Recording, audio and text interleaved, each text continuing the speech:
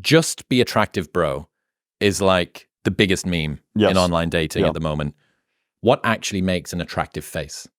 Well, there's a couple things that come up again and again in the literature. And then there's also a couple things that I think men think are very attractive and are surprised when they find out that women don't actually necessarily care about it. Now, that's not to say, we'll get into the weeds, but that's not to say that men are necessarily wrong to want to look like that, right? It's just that it's not the attractiveness component. So a couple things that come up a lot are averageness, right? And that's mathematical averageness. So having a nose that is of average size, shape, and placement. So some people think average and they're like, oh, normal. And it's like a person with a very average looking face, meaning a face that would be the result of a composite of many faces superimposed on each other. A person with that sort of face would look like a model, right? If you superimpose a set of faces, the face that results from it will be more attractive than any individual in that set, right? And we can talk, if you want, I know that you're interested in this sort of thing, as to the possible evolutionary and also just social reasons why that might be the case. A quick two theories would be maybe average faces are easier to process, right? And the processing speed is pleasant. It's like, oh, there's nothing glaring here. And it's like, oh, I quite like looking at this. From an evolutionary perspective, it could be that the average 4 traits are the end result of sexual selection, right? So we're putting the cart before the horse in the sense that the reason that the average nose is the average nose is because there's been so much historical selection on that shape. On non-average noses, against non-average. Against non-average noses. So the reason that it's the average is because noses that are too big get cut out. So it's really that there's some other reason why that size, shape, and placement is attractive, and it's become the average over, because we are the end result of previous selection. So averageness comes up a lot. Another thing that comes up a lot is symmetry, right? Symmetry is definitely attractive, right? And it's attractive on its own. It also seems to correlate with other matrices of attractiveness. But symmetry comes out again and again and again. If the left side of your face looks a lot like the right side of your face, then you're likely more attractive than you would be if you didn't have that. And with both of these things, with averageness, with symmetry, there are plenty of individual cases where people have very non-average traits and are still stunning, right? Plenty of people are highly asymmetrical. I mean, some of our considered most gorgeous celebrities have, very asymmetrical faces. But these traits do matter. Symmetry, the standard Evo explanation is that this is a signal of, let's say, robust underlying developmental qualities, right? That they were able to withstand the insults of their environment, right? At the very least, you know that they don't have some horrible injury to one side of their face or something like that. They didn't have some horrible illness, and they don't have certain heritable genetic disorders, right? And this is something that we'll likely talk about more. Why do we care about beauty at all? And it's partially because beauty seems to be a signal of underlying qualities that matter more, such as health, right? So I'll note that the symmetry studies have mixed results in Western populations, right? So it's like, we know that symmetry is attractive, but there's a question of like, does it actually correlate with healthiness? And that's not always the case. But it is the case at the very least that, look, if you've had I've got a broken nose from boxing, right? That certainly made me less attractive than I would be if I had a straight one. What does that tell potential mates? It tells them that something, for some reason I couldn't handle it, right? Something went wrong for me at some point, right? And, certain heritable genetic disorders that presumably you wouldn't be excited to pass on to your offspring if you, all else being equal, those also co-vary with high asymmetry. And so symmetry, like when you see a symmetrical face, it's like, hey, hey ladies, I don't have those disorders, and I don't have horrific facial trauma, right? Have you ever seen Soft White Underbelly, that YouTube channel? I hardly watch anything. Okay, well, it's a very big channel, and he has a 50 million play interview with an inbred family. I highly recommend that you go and watch it. And one of the first things you'll notice when you see those people is that they have, well, I don't know about this family specifically because I haven't seen it, but they'll look like something has gone awry. Highly asymmetric, highly non-typical. Yeah. One of the guys, his eyes are very, very wide apart, which they may be the same distance apart from the center of his nose. Who knows? That might be symmetrical, but it breaks the rule of very non-average. Yeah. And I've also heard, I've heard doctors privately, use the phrase funny looking kid, right? Meaning like, not to make fun of them at all, but like, okay, we don't see anything wrong, but like for some reason this kid looks strange. Maybe there's something deeper here that should be looked at. But that's obviously anecdotal. I'm more of a data guy. It's interesting when the anecdotes align. But symmetry and averageness come up with the caveat that, you know, some people hear that, you know, this is a sign of health and think that I think that health should be attractive, let's say. I'm not in the should business at all. It's just cold what is not. Now, I want to talk, you asked about men, and so one thing that's interesting is that facial femininity in women, very attractive, very consistently. What's femininity in your world? Well, there's a few ways to measure it, but basically, one way of thinking about it is you take the average set of faces of women and the average set of faces of men, or the average set of, let's say, males and females, right? In this specific case, because there are some differences between gender and sex. You take the average sets, you know, average faces of males and females, and there's different traits in those groups that are typical. And if someone has more of those typical traits for one group, they'd be more masculine looking, right? And sometimes, you know, there are other ways of looking at it that's just one, right? And there are different researchers who have very strong opinions as to like what facial masculinity actually should be, right? Because some people say, well, you know, that isn't, you know, a typical male face, but if you ask respondents, they all say it's masculine. Right. So it's like that is a masculine face, because who decides what's masculine and feminine? We do. Right. So facial masculinity, though, is interesting. So facial femininity is very attractive to men. Men love stereotypically girly, womanly faces. Right. They respond heterosexual men responds to that quite strongly, typically. Facial masculinity, despite all the Giga Chad memes and things like that, and what we think might be attractive, you know, some studies find that women prefer facial masculinity a little bit. Some find that they prefer facial femininity.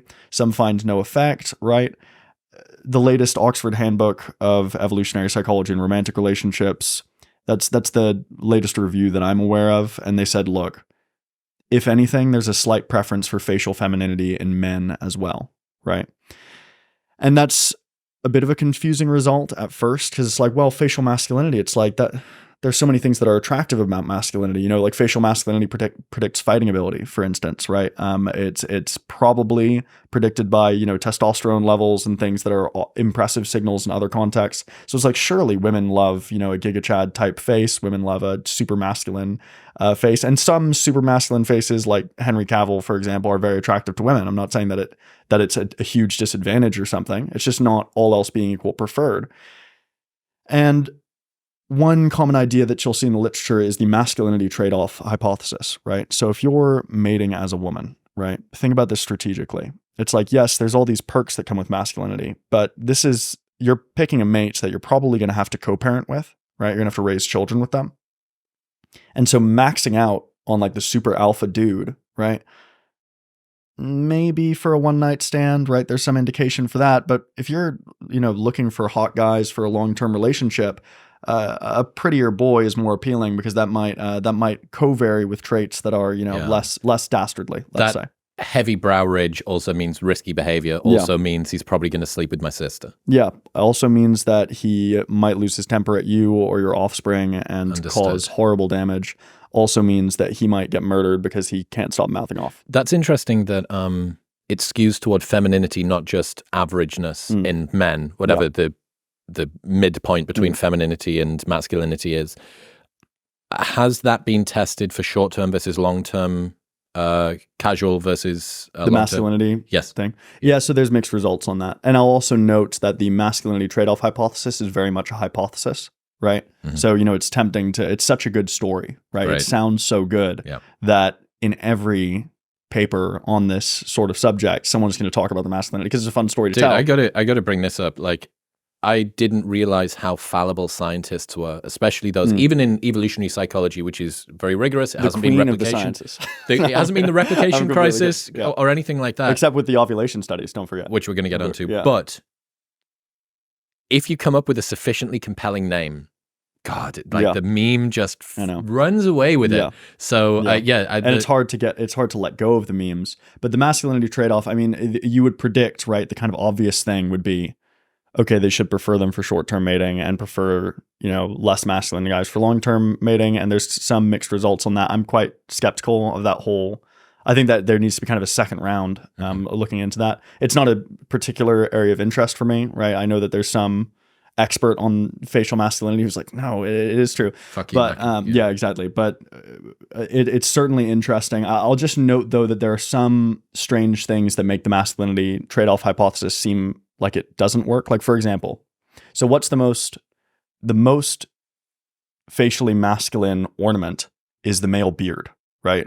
Women generally don't grow beards. Some do, obviously, but for the most part, that's facial masculinity 101 is big bushy hair on the jaw, right? And kind of the worst possible result for the masculinity trade-off hypothesis is that, we don't see this, short-term mating when I'm ovulating, I like the big bushy beard. That doesn't come up. In fact, what you see is big bushy beard is preferred as like a potential co-parent, a potential dad, right? Which is the exact opposite of what you'd expect based on the masculinity trade-off hypothesis. Yep. Is like, he's got a big bushy beard. Surely that's Mr. Short-term mating. But instead it's like, I'm not really too fussed about that. But he looks like he'd make a great dad. Yeah. How interesting. Well, on average, do women prefer beards or not? Well, I spoke to the world's I won't go as far as the world's leading expert, but I would say the guy to talk to about beards is Barnaby Dixon out in Australia, right? He's got relationships with our lab out there. And I spoke to him for a couple hours about this, and it's such a deep literature to get into. It's just deceptively, there's so much research on it, and it's you think it's simple, and then you get into it and you're like, this is one of the most complicated areas of psychological science, is the hair on our faces, right?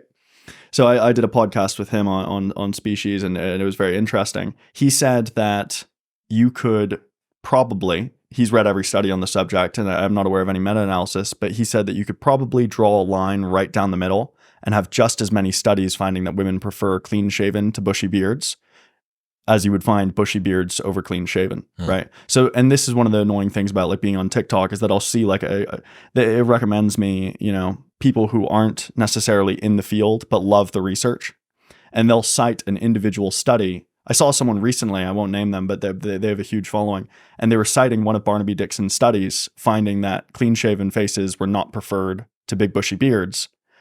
And I was like, yeah, but if you knew about the context, it's like he's done several of these studies and it's gone both ways. What women do prefer is heavy stubble. That seems to be pretty consistent. If you show, yes, you're I dialed this in. You're looks maxing to a T. This is hair maxing, technically. Yeah. So you're beard maxing. Stubble maxing. Yeah. So I would say Stubble-pilled. If you think about it, right, and this is partially insights from Barnaby Dixon and partially kind of the theoretical musings of Geoffrey Miller, right, in this area. But if you think about it, like from a signaling perspective, maybe it makes sense in a modern context that heavy stubble is the best signal. Because on the one hand, it's like I'm signaling these masculine traits, like I can grow a big bushy beard, right? And the beard does seem to, add some facial contour, right? It's kind of a coincidence, but it is interesting just anecdotally that it follows the same contour line that makeup does on women, right? The hair grows thickest, around the jaw and chin, which, obviously having a nice jawline is better than not. So you get some of that boost from the facial hair, right? But then you also show like, hey, I'm actually, what does heavy stubble show? It's like I'm regularly maintaining this. Sufficiently refined. So I have excess time, excess control, excess attentiveness. I was thinking about my trip to Thailand, which I did a couple of years ago, and get that in you. Go on. And I was thinking about when I saw the girls behind the counter who make their faces lighter. So whereas I'm from Newcastle in the northeast of the UK, girls make themselves orange. Yeah. What does that signal? It signals, look at all of the spare time I have. I can afford to go away on a holiday. I can go to Malia or Magaluf or Marbella or wherever, and I can catch a tan and lie by the pool because I have lots of spare time. I'm the sort of person that spends their time outside. I'm into fitness and health and all the rest of it. No one knows that it's come from a bottle and a makeup brush. Yeah. The converse is true in Thailand because the indigent laborers that work in the fields get the tan the most. So they counter signal by saying, I don't ever go outside. I have a white collar job. I'm inside. So I think that with the stubble, total bro science hat on here, but yes, it signals could grow a beard, chooses not to. Why? Well, most people that lead, especially now, and we'll get onto this, like cultural mediation, I suppose, which is interesting, but especially right now, many jobs where you have an overbearing boss may have an issue, and there is this sort of vestige of you should be clean shaven when you go to work. My dad still has that. My dad gets clean shaven before he goes to work. That's just been ingrained in him as one of the things that you do. So it's kind of a bit of a counter signal. It's like the red sneak. It's referred to as the red sneaker effect as well. That the more money that you earn, the more casually that you dress. You know, like the guy with 17 letters after his name just says, just call me Jim. Yeah. Whereas the dude that just got his PhD. Precisely. Yeah, that's Dr. Macken Murphy. I better be Macken Murphy MSc, then the parentheses Oxon. What's that? So if you're, a real snob, then you delineate the fact that your degree is from Oxford as opposed to other places. Yeah. I don't have any letters after. So you're telling me that my international marketing masters and your Oxford, whatever it is, evolutionary fucking psychology degree are of equal footing. Is that what we're saying? It's the so I actually let's take that as a yes. Yeah, thank you. Yes, that'll do. That'll do. And my it's actually worth noting because I'm often called an evolutionary psychologist, and it's true that I'm a PhD student at the psychology department at the University of Melbourne, but at Boston University I did biological anthropology. At Oxford I did cognitive and evolutionary anthropology, and so I had to take a lot of EvPsych courses. I understand the field very well, but I also have some kind of just basic theoretical qualms with some of the, not to get myself in trouble, but not even qualms. Let's just say that I think that there are more flexible approaches such as behavioral ecology that can yield more insights. And what you're talking about right now with the, I mean, very good hypotheses, right? It's not my area, but those are very good and would really fit in to the behavioral ecology literature of, okay, in a cultural, socio-ecological context where being tan signals that I'm working in the fields and I don't really want to signal that, then maybe lightening does make sense, right? That's everything's culturally mediated here because we have the exact opposite. And ecologically mediated, because presumably if you were up north where working in the fields doesn't make you tan, then wouldn't matter as much, right? Very and a whole lot of women's beauty signaling, it's very interesting to me that so much of women's beauty signaling seems to be signaling that they don't work, right? Carrying a handbag that is like, to have it, you're like a clutch, right? Just constantly holding something is very inconvenient. Long nails, right? It makes it, even using a keyboard is tough with those. It's difficult. Having long kind of hair that gets in the way and dresses that you couldn't sprint in. It's interesting. And then men's clothing, I think this is maybe changing a little bit, and there's definitely some cultural contexts where this isn't true, but a lot of male fashion, like good male fashion, is incredibly practical typically. If a man starts having too many pockets, even, he starts to look a little ridiculous. Cantle tilt. The internet is obsessed with it. Yeah. What does the literature say? Do I need to have hunter eyes or prey eyes? Well, I mean, I'm not aware of any specific literature on cantle tilt. I'm sure that there's someone who's really dug into what makes an attractive eye. There are some things that clearly make an attractive eye, such as having what they call, I believe it's a limbal ring. I hope I'm pronouncing that correctly. The dark ring around the color, people respond to that. The light white, right, having that really clear sclera. People seem to really respond to that. Both of those are probably cues to health, although that's still, it's a putative indicator where it's still being looked at.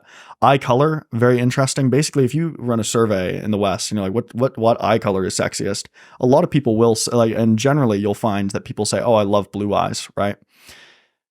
It doesn't really come out in studies that there are strong eye color preferences. There seems to be a frequency-dependent selection effect. One of my old mentors, Alexandra Uhl, she looked into this, and it does seem that, if you're the only blue-eyed guy in the room, then you look better than if everyone has blue eyes, right? And if you're the only brown-eyed guy in the room, you look better than if everyone has brown eyes, and so on. But which might maintain eye color diversity. Cantle tilt is interesting. So there's definitely a lot of literature that I'm aware of on eyes, but cantle tilt seems to be a bit of a meme. I'm sure that there's some research on this that I'm just not aware of. But anecdotally, people seem to respond to it. And that said, though, I've become kind of acutely aware of it. And there are plenty of, again, it's kind of like the averageness and symmetry thing. There are plenty of famous actors who are, you know, considered gorgeous by women who have a negative canthal, who have a positive canthal tilt. So, or the reverse, whichever one's the bad one. They've got the kind of sloping eyes. Yeah. Why are faces so important? So there are many ways to display your lack of genetic mutation or your fitness or your robustness from the environment thus far in your life. It seems like an awful lot of what we do is centered around the face. Why do we have a particular high degree of sensitivity and finesse and ability to discern when it comes to the face? Why is so much of what we do, why is it not the hands? Why is it not the arms? Body shape, we'll get on to waist to hip ratio, all that stuff. Like, those things are important. But everybody knows that there's been a person who's maybe not been in the best shape ever, but just has a gorgeous face, guy or girl. And you're like, fuck, like, they're hot. Yeah. I mean, you know, they could do with hitting the gym, but they're hot. Yeah. That's interesting. I mean, I'm not sure that there's anything. I mean, we see that bodies become more important than faces for short-term mating, and faces become more important than bodies for long-term mating. And there's a huge, you know, I had a conversation with Tanya Reynolds about this, and it was like, why, like, why would that be the case? Because as you say, both should be indicators of the same putative, you know, underlying fitness indicators. I think that one thing that I would like to bring to this episode and kind of leave people with in this context and in others is, it's typically thought, and I think that this is in some contexts the right way to think about it, but it's typically thought that beauty is a component of your mate value, right? So it's like, you've got your personality, you've got the things you do, you've got the resources, you've got your willingness to invest, and then beauty is one of the list of things that you bring to the table.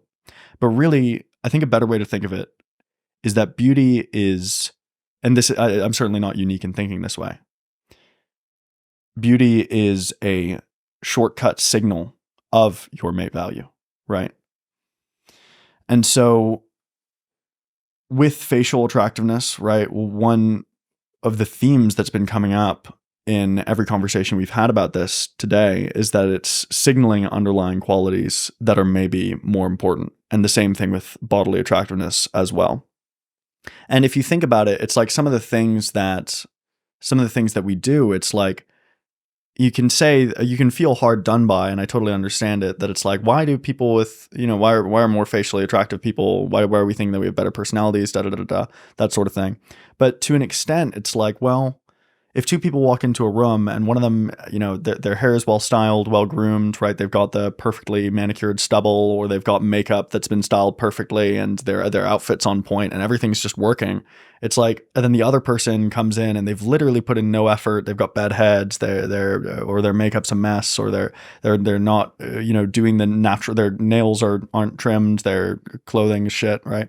It's like, if you're looking at those two people, all else being equal, if you have to make a guess, like, who's going to be a better husband and father? Who's going to be a better wife and mother, right? The person who is willing to do these extra things in order to socially signal, the person who has the excess time and resources to devote to those things. I don't think it's that. I don't think it's, they're probably quite conscientious, right? That they're going to this effort. Reliable, orderly. Yeah. So I would say, to the basic question of why do faces matter, it's the same reason bodies matter. It's the same reason that style matters. It's a signal of qualities that matter more to us. I mean, we think of beauty as this extremely shallow thing to care about, and to an extent it is, fair enough. But to another extent, the reason that we care about beauty in the first place is because it often signals deeper things. It's a reliable signal. Yeah. So it got me thinking there, where you were talking about how specifically facial attractiveness and beauty is kind of an aggregate of a bunch of other things that contribute to that. Yeah, and there's still a lot of mystery there. In the same way as a bank account, especially for a man, is an aggregate of a number of other things that he does. And so is having a good body for men and women, perhaps for slightly different reasons. For a man, it might be something like dominance, aggression, but it's also other things like reliability, orderliness, ability to overcome pain. That's kind of sexy. Agency, reliability. consistency, smarts to be able to actually understand what they're doing. And as with everything, and I love the fact that we started with the averageness, because Fisherian runaway is basically what Giga Chad is, right? It's just this insane, like the most muscular guy had the most muscular son, had the most muscular son, had the most muscular son, and then you end up with Giga Chad. But what you actually look at is, for most people, there are traits that are good in moderate doses, and if you overshoot them, the same thing goes for the woman who's dolled up. It's nice that someone puts effort in, that the outfit works with the hair, with the makeup, with the nails, with everything else. But if you come in and you're completely caked, well, it looks like you're trying too hard. It looks like you might be compensating for something. Yeah. The same thing goes for the man. Yeah. Well, we want a little bit of muscularity, but the absolutely jacked out of his mind bodybuilder, well, what does that signal? Maybe it signals some sort of inner insecurity. Maybe this guy's trying to compensate for something. Maybe he's only going to live for another 10 years. A whole host of, I'm very concerned about his state of his mental health. All of these different things. So the averageness that we're talking about with regards to the face composition, and I do love that idea of like just processing speed. It's like, yep, eyes, nose, mouth, that looks, all of the things are there. Yeah, that took me 0.3 seconds. I didn't have to hesitate. Away you go. Beautiful. And we can fall in love with people's imperfections in a way, but their imperfections, I'm going to guess, are almost always within a particular bound of this is average. But I like the fact that there's a Goldilocks zone for most of these things. Some people love real muscular guys, and some people love more sort of skinny guys. Yeah, but this is a very complicated conversation, and I think I want to be careful about, again, conflating mathematical averageness with trait averageness, right? So with muscularity, it's we don't see this preference for average muscularity, right? So we see a preference for average facial size, shape, placement of traits, right? But with muscularity, it's more complicated. I mean, do women like muscular men? Yes, yeah. I mean, there's some don't, right? But there's a variety of convergent, and so I'm not saying that like all women prefer muscles, and I'm also not saying, as you noted, that as muscular as possible is optimal, right? And it's also possible that, you know, a certain degree of muscularity is sexy in some contexts, but not in all, right? Like the bodies that are popular in pornography might not actually look that great in real life, right? There's something about like the kind of super stimulus of like a super muscular lean dude, or someone who's, you know, had their body done to an extreme degree that might work on camera, but not, you know, in the real world. But in any case, muscularity, there was a recent meta-analysis that just got published on this, or I believe it just got published. It might be, you know, still in the kind of public awaiting review sphere. But certainly the results are out, and they looked at kind of all the studies on predictors of mating success in all these different ways. And it just sort of is the case, right? In the sense that regardless of what people say is attractive and what isn't, men who are muscular have higher mating success than men who aren't, right? And men who are more bodily masculine in general seem to have higher mating success. And so there's a couple different reasons why that might be. I mean, the first thought is pretty obvious. It's like maybe guys with muscles are just sexier, right? And there are individual studies where it's like you show women a bunch of bodies and you're like, who's hottest in this crew? And it's like a guy who's more muscular than average and leaner than average, right? Not stage ready bodybuilder, but certainly like pretty high standard, right? There's other studies that don't show that. But there are other ways in which muscularity can help you to compete for mates without making you more attractive. So one route by which this could be the case, there was a really interesting study, which you might have already read. I'm sure one of your guesses. David Putz. It might have been him. It was the frat boy study. So they studied a bunch of frat boys. I'll email this to you afterwards because you're going to like reading it. They studied a bunch of frat boys, and they had them rate each other on like who would roll who, basically, like who would be the best fighter, who's the most intimidating, that sort of question. I can't remember the scale items they used. And then they had women rate the frat boys as to David like Putz. How hot are these guys? Yep. And really weird result, how hot the women said the guys were it wasn't a strong predictor of the male mating success. Now, mating success is very hard to measure. They measured it by number of mates. So we'll talk about this more in a second. But at least in that study with those measurements, the intimidation factor was better, right? It was better than being hot. It was better to be scary than hot. And so one potential idea is that if you're a super jacked, scary dude and you're talking to a girl at the bar, everyone else is like, all right, that may as well be his wife. I'm not going anywhere near this situation. She's off limits. Whereas if you're a super scrawny guy who is, is frail, maybe not. That's one idea. But another idea, and this is, I think, another likely hypothesis, frankly, is that, and this goes back to the masculinity trade-off thing that we were talking about earlier, is that maybe the traits associated with accruing muscles are also the same traits associated with aggressive pursuit of short-term mating, right?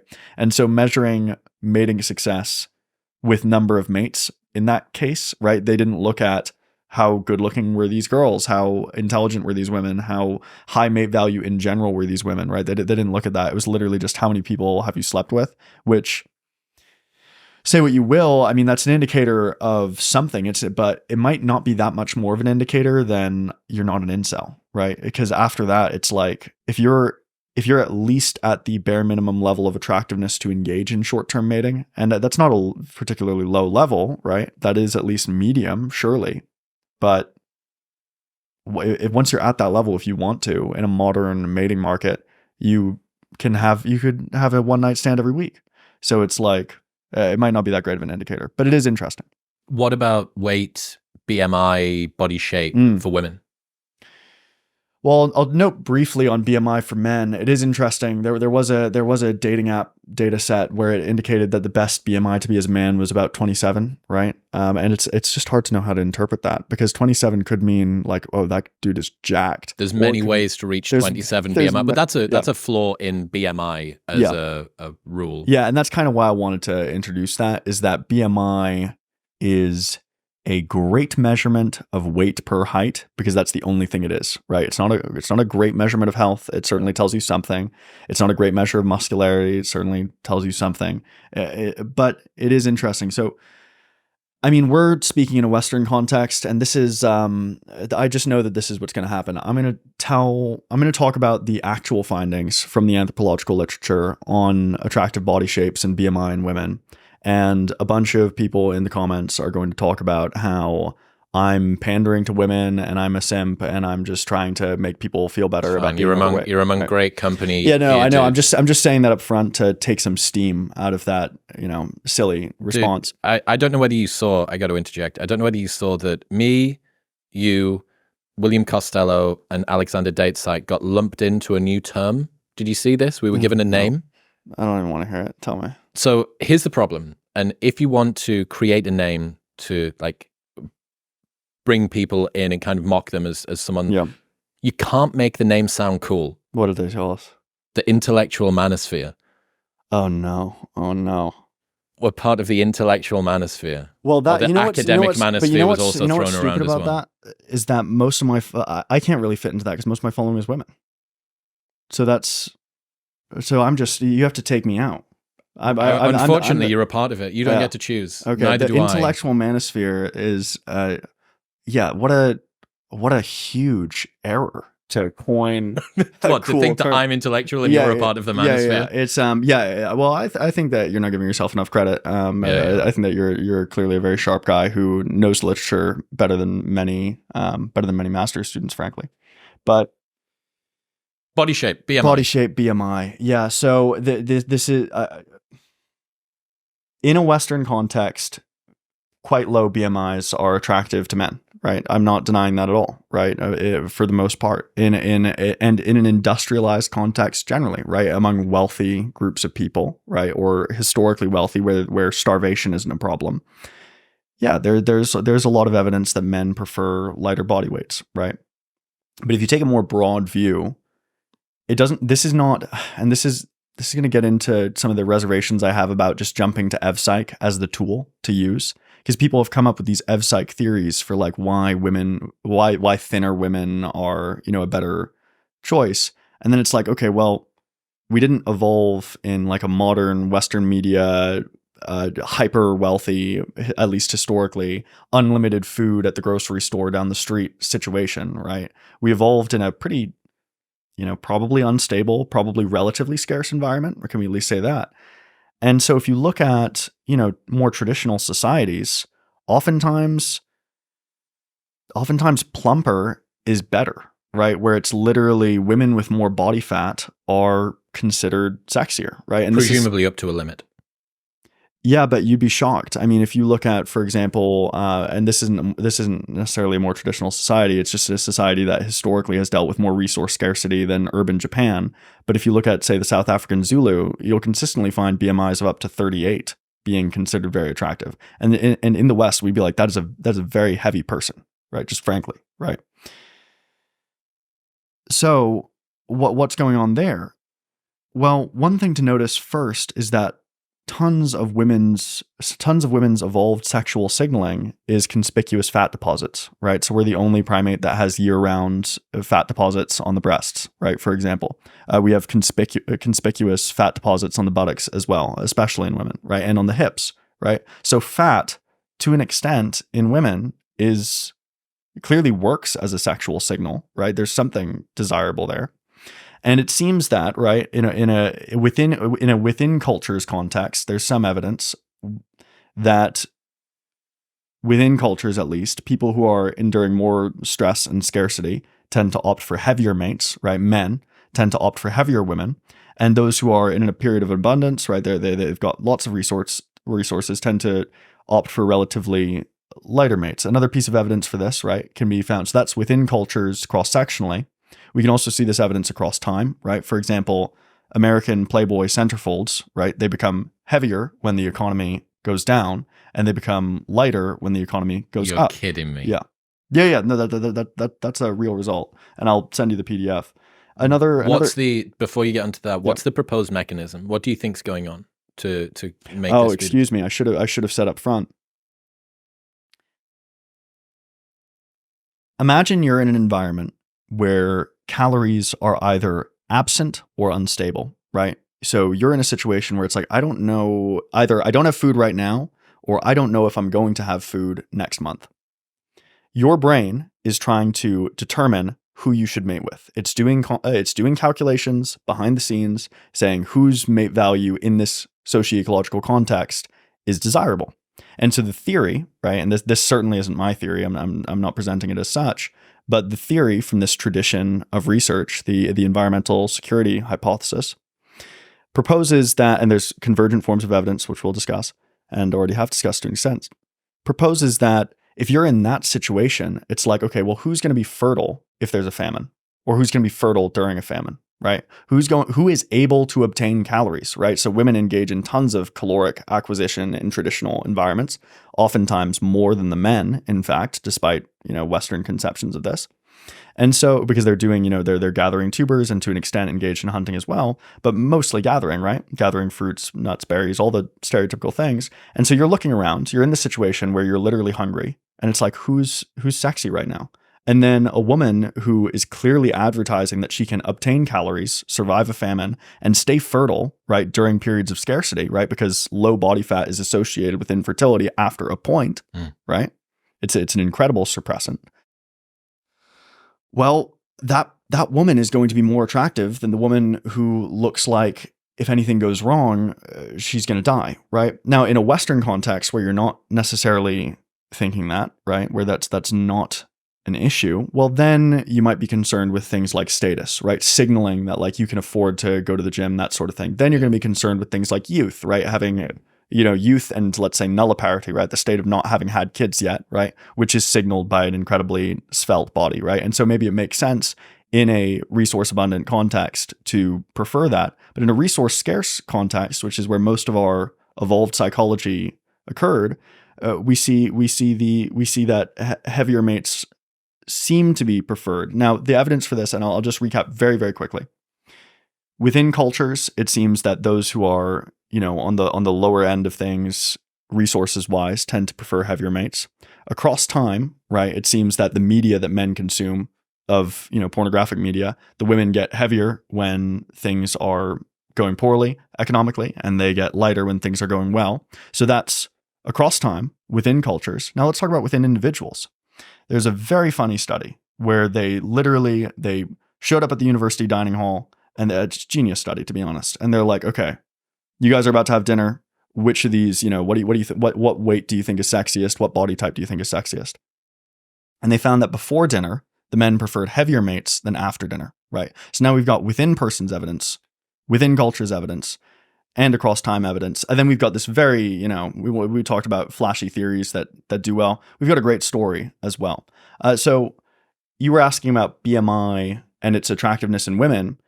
Yes, it's true that in a Western context and maybe broadly in an industrialized context, this is more attractive. But that doesn't mean that that's the default state of our species.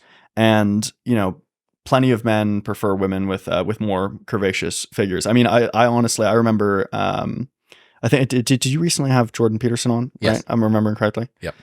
I remember when he had the gall to tweet "not attractive" with the picture of the plus size model who has a hip to waist ratio, waist to hip ratio of like 0.7, and an incredibly feminine, symmetrical average face. And it's like, maybe not to you, but to most men throughout history, that would be one of the highest mate value women that they'd ever encountered. If we entered a recession next week, then it might get a little bit more. She might be a little bit more attractive. Yeah, to everybody. And I think that she. I mean, not speaking about any specific women, that's certainly not. It's certainly not my style to comment on like specific women's bodies. But like, it was one of those glaring examples where it's like, okay, well, Dr. Peterson, you're clearly not aware of this literature.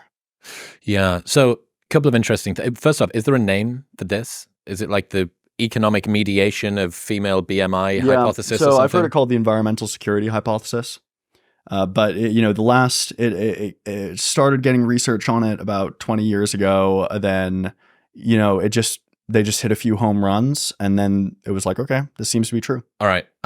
But again, this is the difference between behavioral ecology and evolutionary psychology, is that evolutionary psychology, if you read one of their literature reviews on thinness, you'll just read about how, I'm not trying to caricature anybody, but you'll often read stuff about just why our psychology evolved to prefer thinness.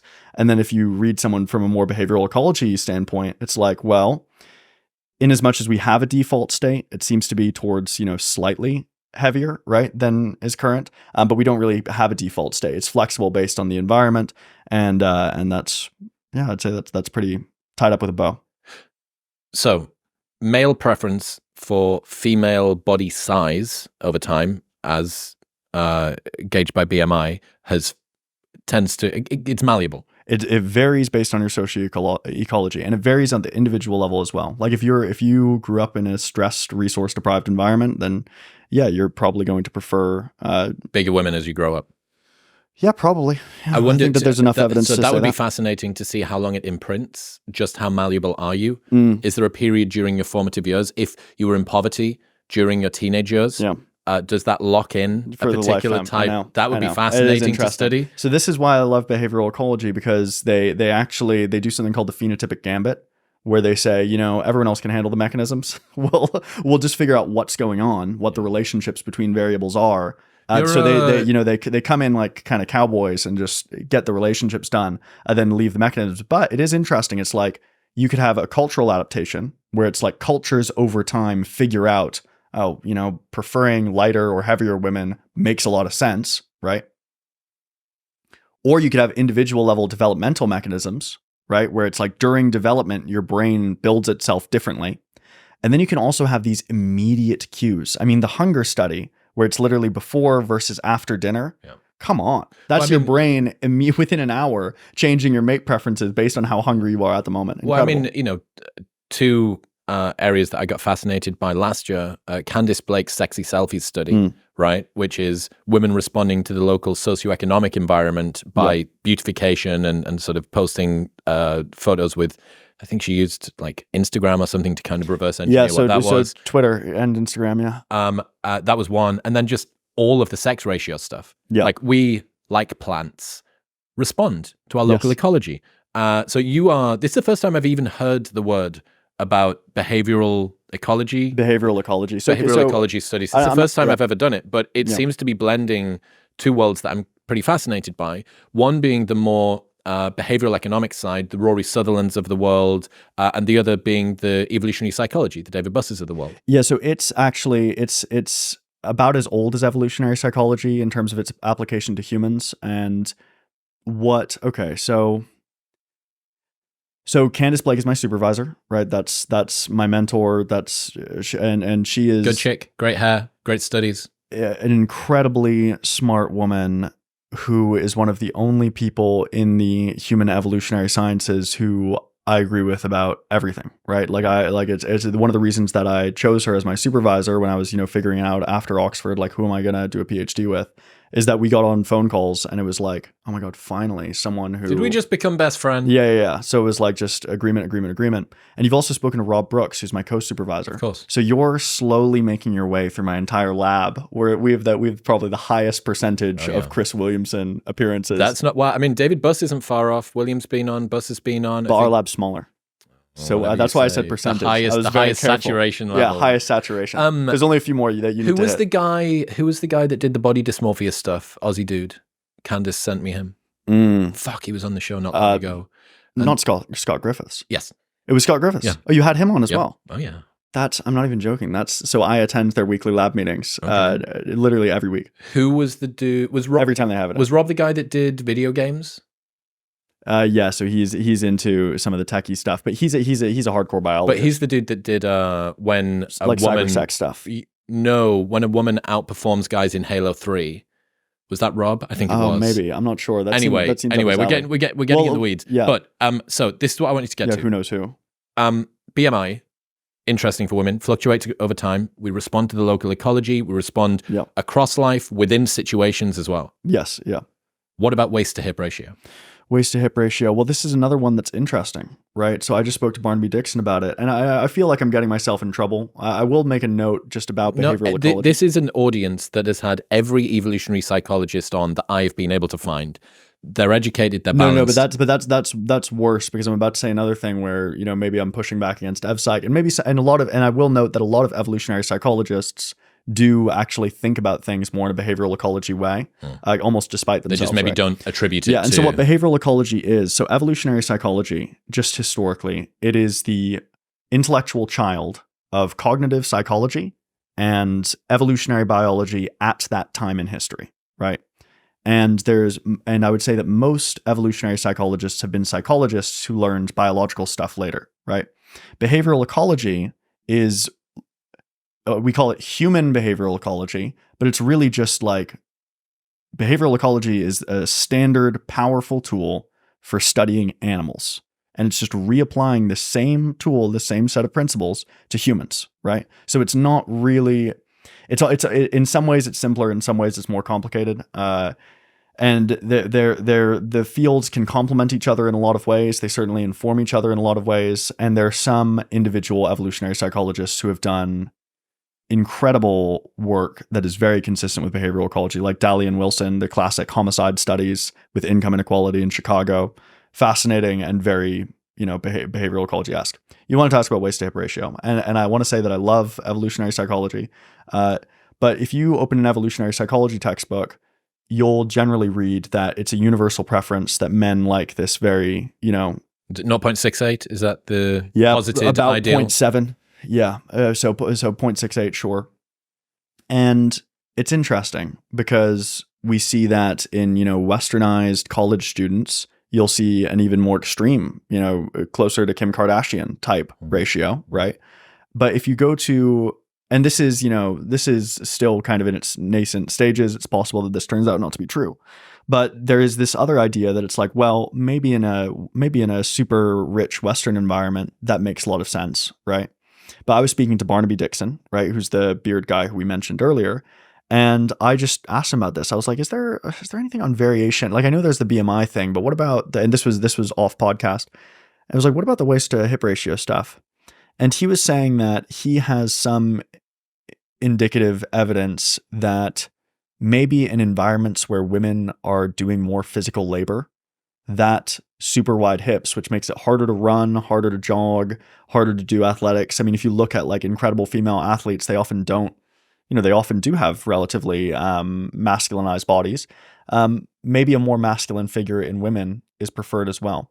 So it's like the waist to hip ratio stuff, it makes sense why it's attractive, right? It's like it signals nulliparity, as we discussed, right? It becomes harder to maintain, this Coca-Cola shape after you've had children, unfortunately, right? It becomes more difficult as you age as well. And so it could be an honest signal to what we might call future reproductive potential, right? It also might be an honest signal to fertility. There's more mixed results on that. I've seen a lot of mixed results on waist to hip ratio's association with fertility. I know. Basically like 0. Yeah. So some people are like, no, it does associate. Maybe it just doesn't associate in a modern context, but it is legit. And then, which is possible, right? And then there's other people who say, no, that's just a bad idea, right? But it is true that it's like women who are, who have the most quote unquote future reproductive potential and are fertile, right? Women in their early 20s, let's say, are generally going to have this, crazy waist to hip ratio, and it becomes harder to maintain after they've had more kids, harder to maintain after they've aged. So it does kind of make sense that it's like, okay, that's a signal. Again, it goes back to like signaling underlying qualities. It does make sense that that's kind of what happens there. But then if you think about it more broadly, again, just stepping back and, plenty of evolutionary psychological accounts are just correct. And there's certainly a huge contingent of people who think that they're always compatible with behavioral ecology. But this would be an area where it's like, well, maybe that's not representative of our ancestry, actually. Maybe we have a more modest preference in contexts where, women are working all day and you have to choose someone. Like, I don't know. Well, I'm going to guess, just to interject, I'm going to guess that the, wherever it was, West African, South African study that you looked at. I didn't look at this study. I was talking to Bartamy. Yeah. Him. But for 38 BMI, was the one that I was talking about. Oh, yeah, the South African Zulu. Yeah. That's not him, yeah. That I'm going to guess that those women aren't going to be shaped like a snowman. They're going to be shaped with probably an awful lot of fat deposits in the ass. Yeah. And really, really big boobs. So even within that, I would be very interested to look at how does waist to hip ratio mediate that BMI? Because bigger girls that are bigger in the wrong areas can look less sexy than bigger girls that are bigger in other areas, right? In the same way as the dude, exactly as you said, a 28 BMI, like is that, or 27 BMI for a guy? What does that mean? Yeah, is it all in the gut or is it all on the shoulders? Yeah. It's very different. You can move the body shape around. Yeah. I mean, that's a very good point. And with that study, I'll note that it was that it was up to 38 because you were asking the context of a limit, like when does it become a problem? And that would be a very more extreme example, right? But there are some groups actually, now that I'm thinking about it, where it was just basically like there are some groups historically where the heavier the bride is, the higher the bride price. Yeah, I've seen right. Yeah, so it's like it's this whole view again, going back to the whole like not attractive thing. It's like speak for yourself. Well, I mean, just to add on to that. But yeah, I agree with you that there's going to be an interaction with waist to hip ratio. And the original, it's funny that you mention it because the original evolutionary psychology studies on this, which were like, what's an attractive female body? They were using drawn figures, which isn't great, but they made a matrix of like heavier and curvier. And they were like, oh, the heavier doesn't seem to matter as long as they're curvy.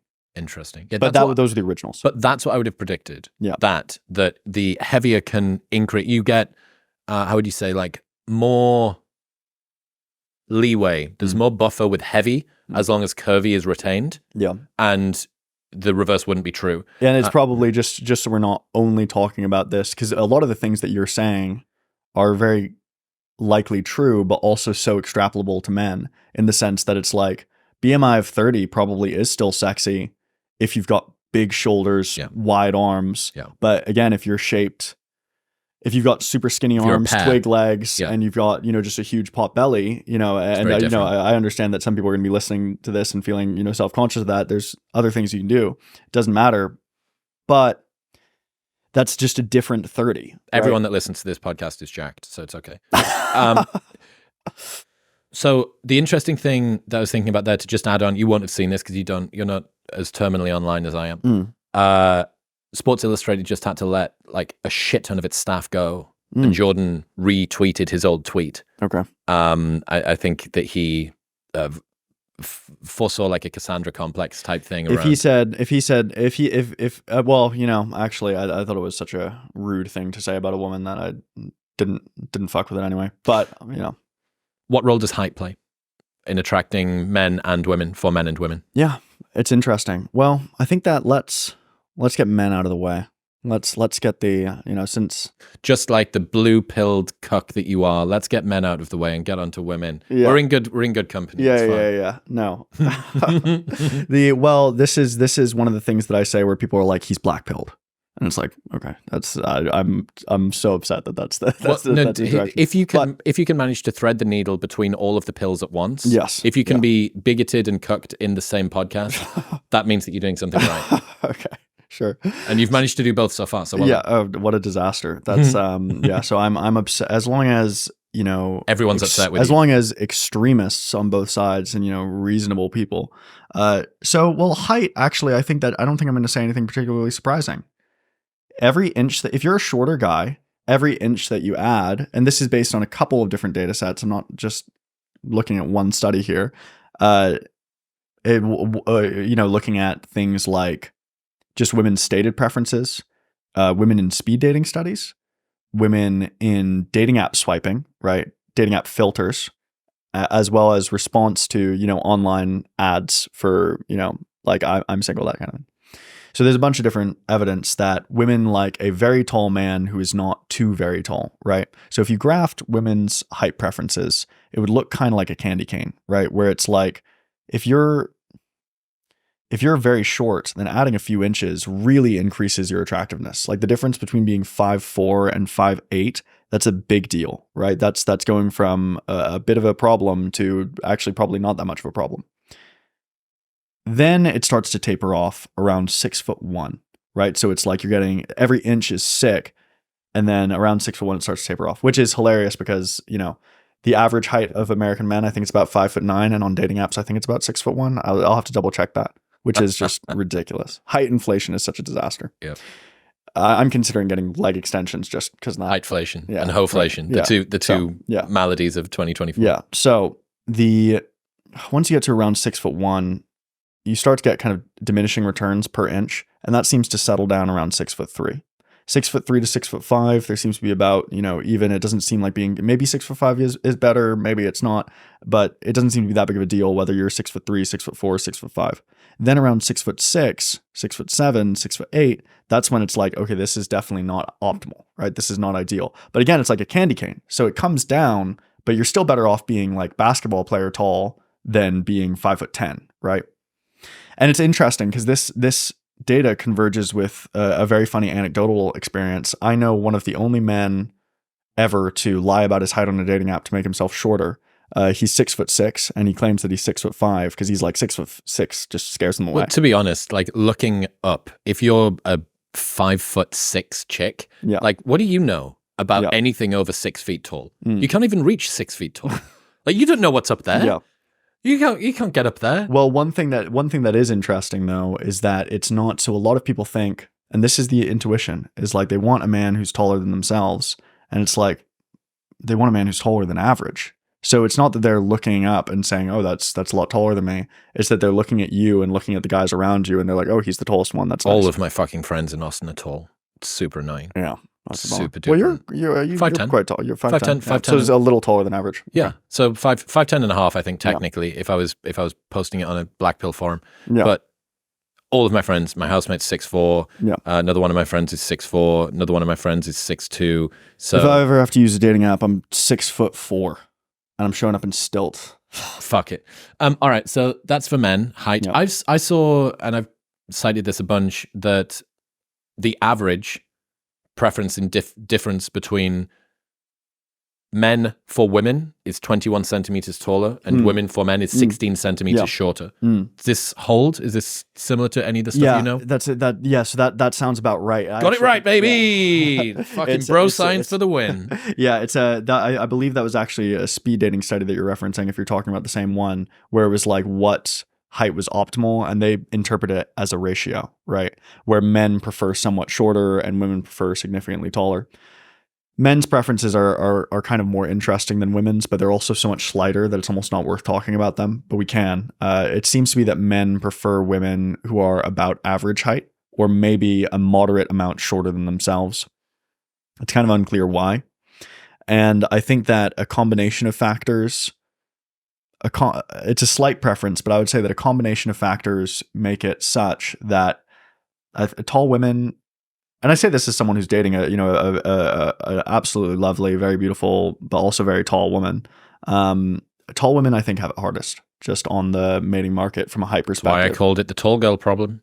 Yeah, I heard you say that. Was that to Candace, actually? Said it. I shill that theory. I've only come up with 2 cool names in all of evolutionary psychology: tall girl problem and male sedation hypothesis. But I'm shit at science, great at memeing. So I played toward my strengths. I'll have to talk to you afterwards and tell you some of the theories that I'm working on testing. And tall girl problem's about socioeconomics, not about height. Yeah, I heard you talk about it in that context, but it works in terms of height because, well, 2 things happen, right? One is that, and it might be similar to the socioeconomic situation. Although one thing that's interesting, right, and it's worth kind of as a supplement to the modeling work. So Candace's modeling work, obviously a super cool study, very interesting.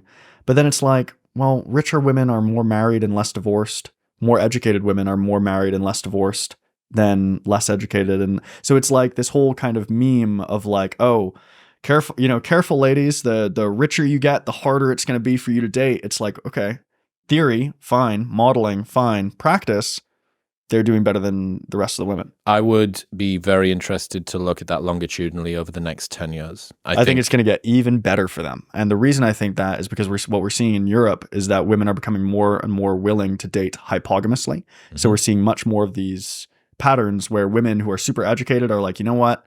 Sexy plumber, sexy firefighter, let's have it. Have you looked at the relationship outcomes for those relationships? Longevity, satisfaction? Well, this is something we can talk about as well. I mean, in the West, we see that there's these relationships where the women make more, maybe are more likely to have issues, but there's a real question of like, is that just, I mean, this would be my first gut reaction, is it's like, well, they feel they can leave. Right. Well, I mean, look, so this is, I love those are the 2 ideas, right? It's preferences or they feel they can leave. So I love the tall girl problem. I think that it explains an awful lot and the reason that I came up with it originally was I wanted to explain to educated and or wealthy women that were struggling to date that they weren't personally cursed, that their preference on average for men that are as wealthy or more and as educated or more means that it amounts to a diminishing return. Yep. If you're standing atop your own hierarchy, it's very difficult to look above and across the next one, especially when that one is slowly kind of sipping and sipping and sipping. Yeah, because men are becoming less educated. Precisely correct. Yeah. That being said, there's some pretty scary stuff that I'm sure that you've seen. Increases in domestic violence have been going up in line with the decrease in hypergamous dating. So that would suggest that perhaps men whose partners earn more than them, that they are concerned and no longer financial prisoners, may be resorting to a cost-inflicting as opposed to a benefit-affording mating strategy. That's extremely depressing, and that's a horrible thing to hear. I'm not aware of that data. And this is William Costello taught me about it. Yeah, you can ask him about it at dinner tonight. Yeah. So this is something that'll just kind of flag up front. Is that a lot of, especially just kind of internet characters, are very willing to speak at length about subjects that they know incredibly little about. And you know quite a bit through talking to people, and you're also, this is kind of your role, is that you're bringing on experts and then asking the questions that the audience make a career out of being the most stupid person in the room. That's one of, I wouldn't say that at all. Whatever. You're being humble. Yeah. But that's why you're popular, is that you have a knack for, as a smart guy, obtaining enough information to ask the questions that everyone's wondering, right? But so I'm not talking about you at all, but there's a real tendency of people who are on the internet to just, pick out one finding here, one finding there, and then just speak at length as if they've got all the answers to the world's problems. And the truth is that, like in academia, if you haven't spent a year reading about something, your knowledge is basically zero. Like that's like entry level, is once you've been thinking, mulling over, and reading the literature. The idea of getting straight up to speed on a subject, they're very unlikely to have the right context to decipher it. And so with a question like this, it's like, I'm not an expert in domestic violence. I'm not an expert in hypergamous versus hypogamous dating outcomes. And although even though I'm from a broad theoretical standpoint, as someone who looks at things from a behavioral ecology point of view, I'm very optimistic that our nature, our cultural norms will naturally change to accommodate shifts in gender equality. Just to interject there, do you think that women's preference for socioeconomically competent men is sufficiently malleable for that? To me, and I think to a lot of the guys, and to give the guys on the internet that are talking about this their due, if it was being spoken about in a less sort of cantankerous adversarial way, I think what they would try to say is something like, women's preference for socioeconomically successful men is so ingrained. It is such a fundamental part of their source code of attraction. I don't believe that it is something that they are going to be able to reprogram. And I would say that largely, like, I'm in that camp too, to a degree. I would say that it is akin and equivalent to men's preference in terms of strength, men's preference for youth and fertility. I think that that is the equivalent. And fundamentally online, just again to get meta for a second, this is the debate. The debate online typically is, you have a preference. That preference is wrong. I have a preference. My preference is right. Your preference can be changed. My preference should not. Yeah. That's the way that the discussion online gets presented. But I think I'm right. I think that I speak, my favorite place, and it's a shame that you're leaving this week because we could have done it on Saturday. Favorite place for dating and mating research, Soho House Pool in Austin. Okay. Soho House Pool, it's, $3,500 a year for a membership. So that has a pretty good selection effect for the kind of people that go there. And I just sit by the pool and listen to the chicks talking and just wander over and say, "Hi girls, how are you?" Blah, blah, blah, blah. Yeah. Talk to me about your current dating experiences. And they'll say, I've got a degree, I do this thing, I work in marketing, I work in sales, I work in this thing, I'm in a blah, blah, blah. I'm like, what's happening with your dating life at the moment? I'm really, really struggling. Why are you struggling? What are the things that and a lot of the time they'll say, okay, how old are you? What's your income? What's your education level? And a lot of the time they're struggling to find men that they feel are at that level. So give me your thoughts on ability to nudge preference for hypergamy versus men's ability to nudge preference for youth and fertility. Yeah, and I'll note that the word hypergamy is kind of it's the internet meme, so I'm happy to use it in this context, but I almost never hear it in academia. I mean, we might say hypergamy, right? But hypergamy, that's about marriage typically, and it's also narrowly to like status, right? But we'll use it just in kind of a broad sense of mating up socioeconomically. You're asking, is it flexible? How malleable is women's preference for socioeconomically as or more successful mates? Okay, flat answer, we'll see, right? Because the whether there's no, for all the internet chit chat, and I think that a lot of the guys who are resistant to this, it's not actually about the mating. They don't care about the mating success of women. They give a fuck. Like, they don't care about women having trouble dating. What they care about is they don't want women to have as much resources as men, right? That makes them uncomfortable. It threatens their status, their sense of manhood, etc. And they're masking that as like, oh, women, you'll have so much trouble dating if you get rich. But in reality, they just hate to see women make money. Because again, the flat reality is that women who are more educated, right, are more married and less divorced than women who are less educated, right?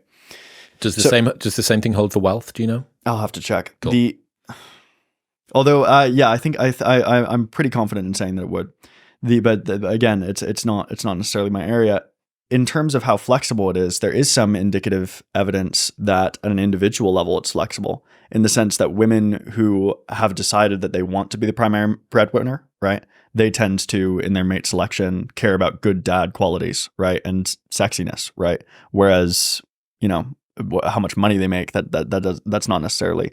That's interesting, because I've got some data that I've been throwing around with David that suggests that women's preference for socioeconomic success over and above their own increases as theirs does. Yes, this is intent to be the breadwinner, right? Not. But what's the determinant of that?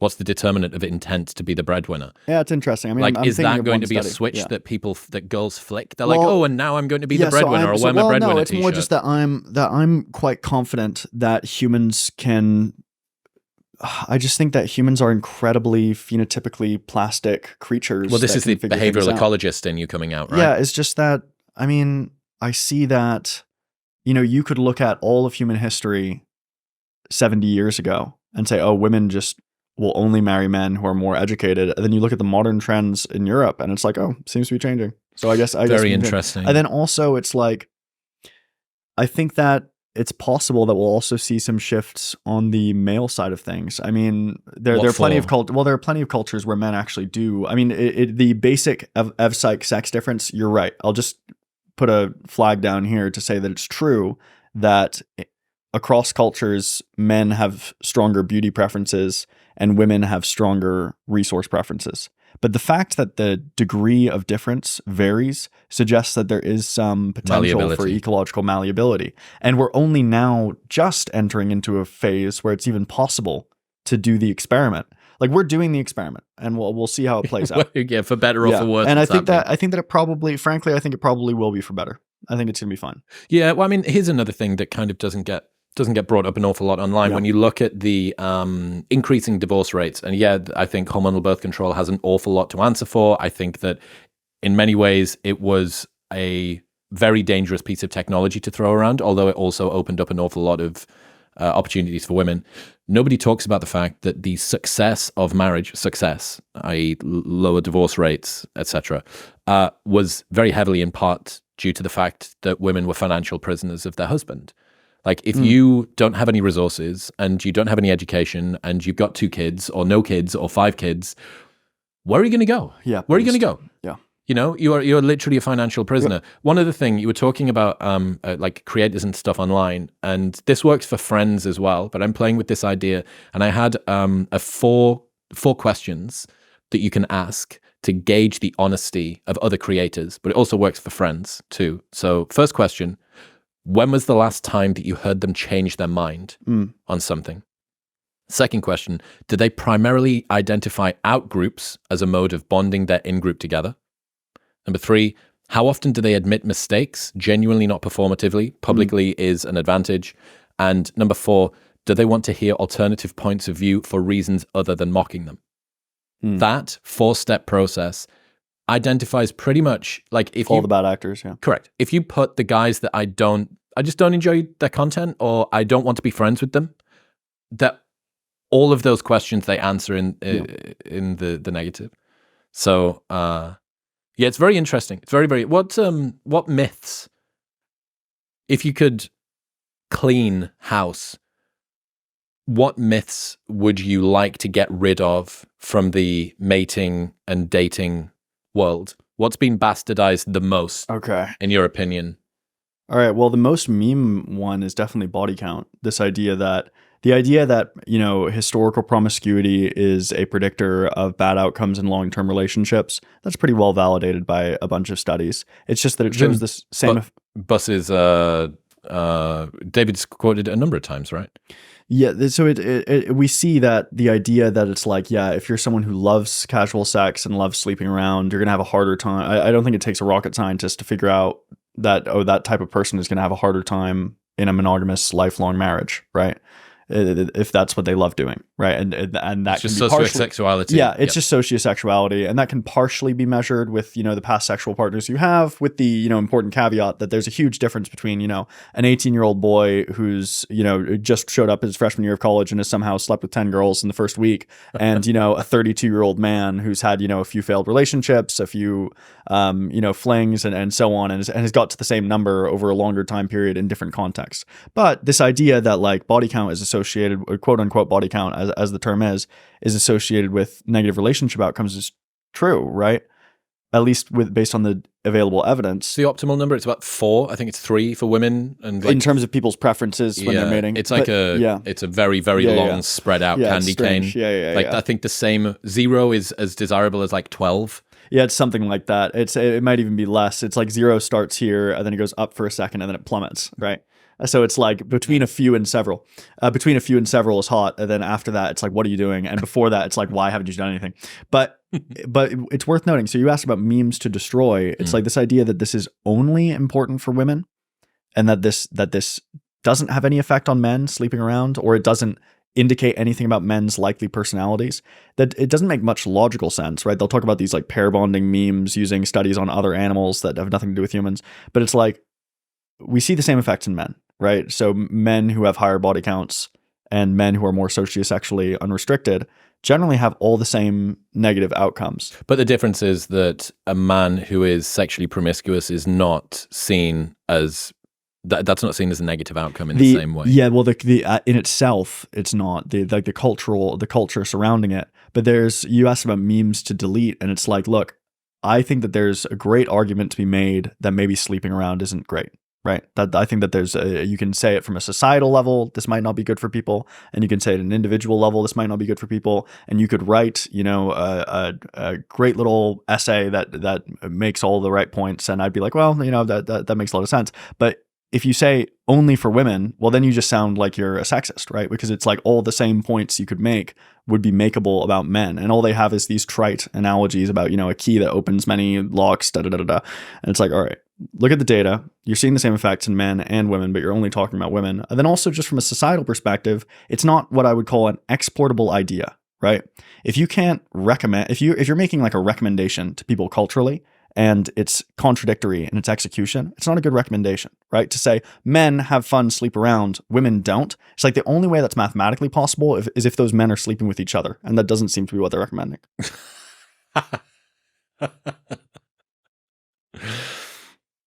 What's the truth about women being more picky or discriminatory than men when it comes to physical attributes, physical attractiveness? Oh God. Okay. Well, this is a funny one. You didn't expect you were going to come on and have easy, simple questions. No. I thought you were going to be a lot nicer to me. You've already gotten me in trouble a few times with everybody, but it's fine. This one's interesting because. All right.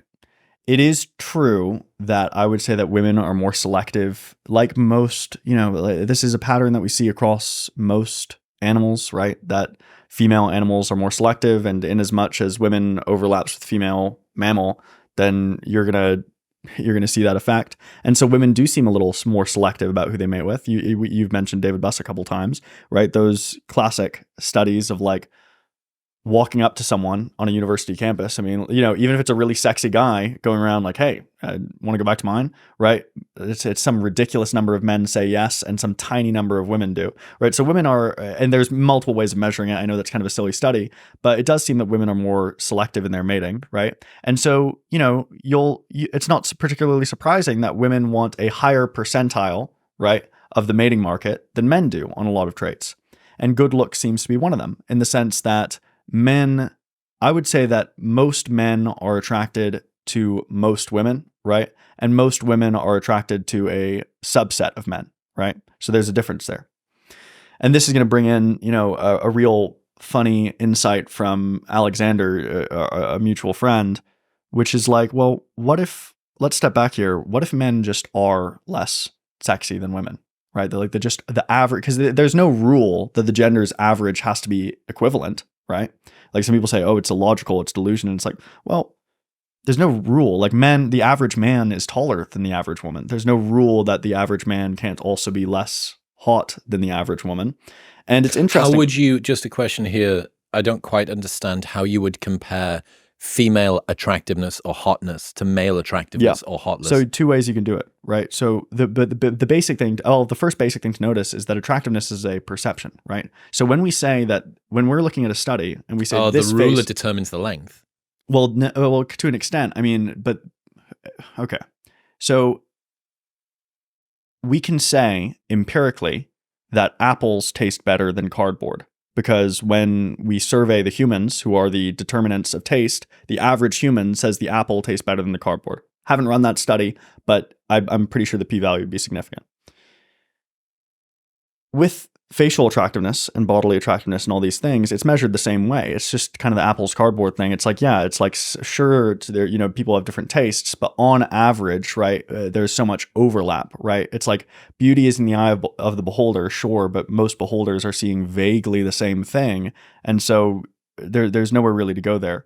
In terms of men is it possible that men are less attractive than women on average? It's like, well, if you ask women, right, to like look at couples and say who's hotter, the guy or the girl, they'll say, I think the girl is actually the hotter one more, right? But then if you ask men, the same thing happens, right? So men and women agree that women are hotter, right? And so it's like, by whose standard and whose opinion is there some like objective, thing to notice there? Another thing that people struggle with is that there are some studies that indicate that women find most men less sexy than average. And some people are like, oh, that's a perceptual bias, right? It must be. And it's like, well, most men are less wealthy than average because some guys are super wealthy and most guys are, moderately poor. Mean right? versus median. Yeah, exactly. So it's like, it's entirely possible that we're living in a world of kind of zeros and ones in a sense where it's like most men are completely unfuckable, let's say, and then some small subset of guys are just gloriously attractive. And if that's the case, then yeah, use the bell curve. Yeah, then it's like average. Most guys are below average attractiveness. So yeah, it's so two things that are really important on this that I really just want to put into the conversation. Yes, women find a smaller subset of women generally find a smaller subset of the opposite sex physically attractive than men do. But women also put a lower priority, as you said earlier, women also put a lower priority on looks in general, right? So it's like good news, bad news, right? It's like, sorry, fellas, most of you probably aren't looking that good to women on first contact. Good news, that doesn't really matter that much compared to if you were a woman in that same state. There's many ways to win. Yes, and women are more willing to compromise on their beauty standards than men, it seems. Yeah, well, I mean, again, this is where the black pill philosophy does come true to some degree. And I think that it's a culture which is born out of men who see themselves as genetic dead ends, right? They see themselves as completely unable to get a woman because they have fallen below a threshold that is impossible. LMS, right? But L is first. Looks. Yeah. Money, status. So they believe that they've fallen below a particular net. Now, there is an argument about where that net is. And it's like, if you're not above a 6 out of 10 as being often rated by other men, not by other women. But I've said this before, that a man's ability to change his mate value is significantly more malleable than a woman's. That's the conventional wisdom. I think that it's... Well, can I say something kind of just a little controversial? It's just the idea that women might be working harder at it than they get credit for, right? So one quick example. One of the coolest studies of the past, certainly of this decade, in my opinion, Marta Kowal's enormous 93-country study on something like 93,000 participants across the world, measured all of the things that they do to enhance their physical attractiveness and how much time they spend on it. And it's like all over the world with some variance, right? And we can talk about that because, again, I'm very interested in how socioecology affects this sort of thing. But with some variance accounted for, women are spending much more time, significantly more time, on their looks than men. 5 times, 3 times, 10 times? About half an hour more per day. Right. So it's like, so a lot of, so there's this idea that like men can do this idea, and this is accounting for everything. Yeah. Right. So this is including the time in the gym. This is including the time you spent picking an outfit. This is including the time you spent on MyFitnessPal, figuring out like, what are my macros for the day? Yep. All of it together. Right. The time you spent doing your hair, etc., lining up the lovely heavy stubble to contour the face, whatever. All of that together, women are spending more time. So there's this conventional wisdom of like, oh, men can do more than women to adjust their mate value. And it's like, maybe we're seeing a final product where women have already put in so much more work. It's like, imagine how much harder it would be to compete as a man to like upgrade yourself if every man except you suddenly spent an extra half hour a day on their looks. Yeah. Like, even if that was just gym time, it's like, oh my God, everyone's hotter and I'm less hot by comparison. So this idea that there's more runway for men, it's like there might be, I would be more open to saying that in a modern Western economy, there's more routes, right? In the sense that it's like, okay, I'm not the hottest guy, but boy, I can grind at computer science and become funny, educated, get a salary wealthy, fit. Yeah, exactly. I can and maybe honestly, there's huge genetic, we don't like to talk about it, but there is variance between individuals as to how much muscle you can put on, right? There are people who just can't look a certain way, and it's like, hit the gym, bro, and it's like, well, they can hit it as much as they want, but they're still skinny, right?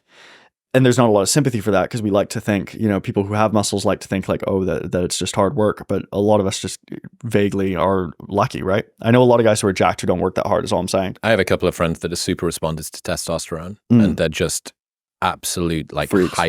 Complete hyper freaks. Yeah. And I also know guys who it's like they've never done a bicep curl in their life, and they've got like 16-inch arms just flat. And it's like, if you're starting with 12-inch arms. So anyway, I'm getting off track. But this idea, there's this kind of conventional wisdom of like, men, you have more kind of upward trajectory space through hard work. But then there's the other question of like, okay, well, women are already working really, the really flaw hard. For women has been brought up by this weird by the fact that they're all doing it. Where it's like, if you're like, think about just how much time it takes to get ready to go to work as a woman versus a man. It's like, if you've lived with a woman, then it's like, oh, we're going out to dinner. I'm gonna be looking. Give me 45 minutes. Yeah, if you're a man, it's like, I'm gonna be looking my best in 15 minutes. 5 minutes in the shower, 5 minutes on my hair, right? Maybe shaving my face, and I'm out the door looking as good as I can look that day, right? Yeah. For a woman to go from her 0 to her 10 in terms of effort, it's like it often takes a lot of time, because we have these cultural technologies that are used in our society, such as makeup, such as these additional hair products, etc. And so I think that there's a real question there. But I'm not giving an answer. I'm kind of playing devil's advocate. I might agree with you, but that's certainly the conventional wisdom. So I'm probably being an idiot. Talk to me about discrimination around hair color. Discrimination around hair color. Well, you love evolutionary psychology, so I want to just give you the basic evo psych view. Don't fucking throw me in with basic, bitch. I'm a fledgling behavioral ecologist at the moment. I'm slowly. This is my new cool thing. My new shiny toy is this area of research. Well, you've spoken to a lot of people who would, maybe at a conference, maybe depending on the conference, say they're ev psych or behavioral, and that would certainly be me. Like, it just depends on who I'm talking to. It's a shorthand for like, I use evolutionary theory and think about humans. Yeah, exactly. And ev psych is still the queen in this equation. I spoke at HBES last year. Wanted to drop that in. Oh, wow. Well. I think I might see you there this year if you're going. Symposium. Yeah. There's a symposium. I hope your symposium's as good as my symposium. I don't even know if I'll get a symposium. Yeah, well, it's because you're a bitch. Yeah, exactly. Yeah. It's because I'm weak. Yeah. So in any case, we'll have to do a study design on your tall girl syndrome stuff and see how. God, don't do that.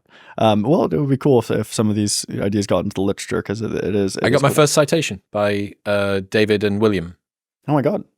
For the male sedation hypothesis. Oh, really? Actually in a paper, actually being tested. Oh my God, that's so cool. I mean, it's got a great name. Fucking great. Yeah, that's it, dude. I'm good at memeing. I'm not good at science. You do the science. Go do the science, fucking nerds. Yeah. I'm gonna come up with the name. Yeah. What's funny is that the part of the reason EvPsych has been so successful is because David Buss is amazing at memeing. Oh yeah. People don't talk about it, but like, he has a knack. So much of the words that we've used in this conversation are actually terms coined by him.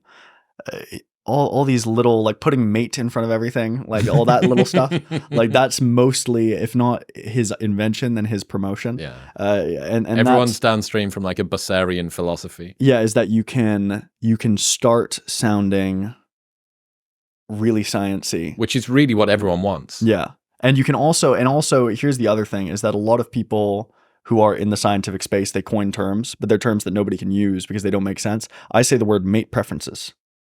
Immediately, you know exactly what I'm talking about. There's no confusion at all. Anyway, what were we trying to talk about? Discrimination about hair color. Okay, so look, there's variation, right? And some studies show different effects, but the standard Evo theory is actually quite simple and seems to fit at least with folk wisdom, right? Which is that men will prefer, on average, all else being equal, relatively light hair colors, because hair darkens throughout life until it turns gray or white, right? And so lighter hair colors signal youth. And there's also some potential evidence that women's hair might darken during pregnancy as well. So we're going back to youth and nulliparity, right, being signaled by relatively light hair. And in a Western context, this would be relatively light for our very diverse population, where we have everyone from, very Nordic people to just all sorts of people, right? So we have very light hair colors on that distribution. We see that, a huge percentage of American women, there was one study where it was like 40% have experimented with lightening their hair, right? There's this effort, right, where it's trying to, it seems to an extent, respond to this male preference for lighter hair that might be downstream of an ancestral signal of youth and nulliparity. Right. Yeah, not fertility. And so the term nulliparity is the state of having not yet had children in biology. Right. And the reason that would be attractive is, and it's not attractive in all animals, but in our species where we're monogamous, pair bonding, theoretically. High MPI. Yeah, so theoretically it's like you want to, this is going to sound like a crazy term, but the optimal male mating strategy for humans is often, if you're in a evolutionarily informed psychology classroom, you'll hear people use this phrase, which I'm going to sound psycho for saying, but it's called monopolizing a woman's reproductive years, right? Where it's like you're trying to meet someone and then spend those 20 years with them where you're able to reproduce with them the entire time.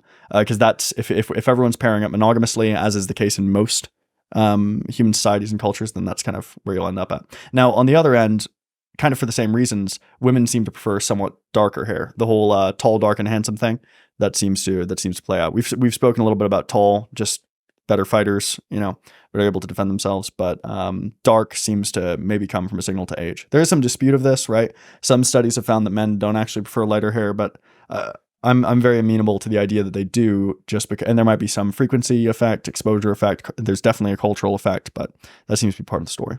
What about age gaps? What about them? Well, do men actually lock in at 21 years old once they hit 21 and then just want 21-year-olds for the rest of the time? No. In terms of physical attractiveness, there does seem to be, a probable thing in the early 20s. But if you look at men's, dating app filters, for example, they'll tend to filter out extremely young women once they get older, but they do want increasingly wide age gaps as they get older. Is that not just because that's what they think that they can get? Could be. Yeah, totally. Like I'm totally could be. 45, but I also getting a 21-year-old seems unrealistic and so you might be a bit icky. So let's put it at 27. Well, yeah, so might be a bit icky is going to be, that's part of mate value is like, what does this mate signal to other people about me? So why would women prefer an older mate? Well, this is the thing, is that in countries, so we talk about women being more selective. The more selective party holds more power in terms of who gets together, right? That's how it is in business as well. The person who's more willing to walk away from the negotiating table and has more of the things that the other person wants. Anyway, I don't need to explain that. That's pretty simple. But in countries where women are free to choose, they tend to choose men who are slightly older, not super older. So we're talking like 2 to 4 years. Right. And that seems to be reducing even now, where it's like age gaps are getting smaller and smaller. And it could be, again, like we talk about malleability. It's like, let's talk about malleability in a context where you're completely dependent on a man for his resources. Maybe a guy 13 years older is the best because he has more resources. Right. But in a cultural context where you have your own money, right? It's like, I don't want the deteriorating sperm of this old man. Let me give you a counterexample. In a society where you, on average, are outperforming socioeconomically the men who are around you at your age bracket, one of the best predictors of wealth is age. And yet we still see that women who have these options and have the freedom to choose very small age gaps. And this is the thing, is that if you ask men, what do you want? They tend to want pretty big age gaps pointing downward. But if you ask women, what do you want? They say, I want, a few years older, maybe. And then if you see what women actually do, what do they get? They get a few years older, maybe, right? And if you look at what they do on dating apps, right? They filter out much older men. Right, okay. Because again, think about this, right? It's like if you're one very simple thing that really everyone in the audience should understand about sexual selection is that we're looking for indirect benefits and direct benefits. And if you focus too much on either of those, right, indirect benefits, that's who do you want to have your kids, right? Who do you want the offspring genetically to be with, right? And then direct benefits, that's who do you want to raise your kids in a species like ours, but also who do you want to take care of you, help you out, be compatible with you, etc. right? And if you focus too much on either of these, then you miss the entire picture. So thinking, about direct benefits, sure, older is better, right? From a direct benefits perspective, of course, the older mate is going to have more money, more status. They're going to be able to take care of you better in a modern economy. But from an indirect benefits perspective, sperm quality declines every year, right? The signals of quality, right? Those decline every year. You become all that facial attractiveness signaling, that goes away, right? Those signals of underlying genetic health, those go away, right? The muscularity, that goes away. So there's a real balance here where it's like in a culture with very high gender inequality and where women don't have control of their own resources, and there's debate as to why this varies, but the fact of the matter, the underlying fact of the matter is that in cultures where women, have their own resources and are free to choose their mates, they choose men who are slightly older than themselves, and that seems to be to get like a little bit of the direct benefits, but mostly maintain the indirect ones. And there might also be, to be 100% fair, there might also be a direct benefit to having a mate your own age in the sense that they'll actually be around to raise your own kids. There's a reason that women generally aren't fawning over, 60-year-old men. It's like human children, they take a long time to take care of. That's not necessarily the best person to have around. Talk to me about tattoos. Well, I mean, I wish someone had told me in high school, but it doesn't seem that women care about them very much. Women perceive tattooed men as more healthy, masculine, dominant, etc. Healthy? Yeah, and it might be just because it's like he's more likely to be a gym bro. But the more, evolutionarily coherent one, the one that's like really complicated, is like, well, a tattoo is exposing yourself to a high infection risk, and it's like I can handle that. I don't necessarily think that's true, but it is interesting that, there are some immune markers that are higher in men who are heavily tatted. So it is, and that could just be because it's like if you go into a tattoo and it makes you really sick, you're probably not going to get another one. And so guys who are heavily tattooed, it's like bounces off them. Right. But those are attractive traits, and yet women don't seem to find tattoos more attractive than not. And so the question is like, and most of this is Polish data. It probably varies between societies and cultures and socioecologies. I bet it would definitely vary in Japan. Yeah, right. There's going to be huge cultural context there, right? I mean, there are some countries on Earth where this amount of tattoos would make me look like some kind of criminal, but in Boston, it's totally chill. Wasn't allowed to go in the baths. Yeah. In Japan when he went there, the public baths. Yeah. You're given one pat thing, and he's like thigh full, 2 full sleeves, like stuff on his back, and he's like, "What the fuck am I going to do with this?" Like he's 250-pound guy. Like that's not going to cut. He doesn't cover a nipple. Yeah. So yes, women interpret men more healthy, more masculine. Yeah. More dominant. More dominant. But there's all these trade-offs. It's like, because you ask them, it's like, okay, do you think it's like digitally modified photos? Do you think the ones with tattoos are hotter than the ones without? And you talk to a couple thousand women about that. And the result was that it's like, yeah, he's healthier, probably more masculine, probably more dominant, probably. But he's not more attractive. And it's like, why? And it goes back to the masculinity trade-off thing. This is actually kind of good evidence for it, is that they're like, well, I don't think he's going to be as good of a dad. I don't think he's going to be as good of a husband. Mm. Tattoos. What about women with tattoos for men? Well, that's really interesting. And there's actually a cleaner story. So there was a fascinating French study, and it's one of the most ecologically valid studies really that I've ever read. Not to over flatter it, but it's just usually when you do a study, right? You do it in a lab setting, or you do it digitally, or you do a survey, and you just don't know whether it's going to translate, right? But what they did was they did real world human mating behavior, where they took a bunch of women and they sent them out to the beach in a bikini, and we're just like, read a book for hours, and we're going to count how many men approach you. And every time a man approaches you, we're going to have, someone run up to be like, stop, we're doing a study, to reset the timer. So it's not, people thinking it's their boyfriend or whatever. I'm not sure why they did that method, but that's what I assumed when I was reading the study. And sometimes they sent these women out with fake tattoos on, and sometimes they sent them out without. And they found that with fake tattoos on, women got approached substantially more, right?